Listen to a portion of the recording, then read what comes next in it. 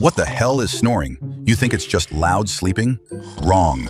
Snoring happens when the muscles in your throat relax so much during sleep, your airway becomes a wind tunnel of chaos.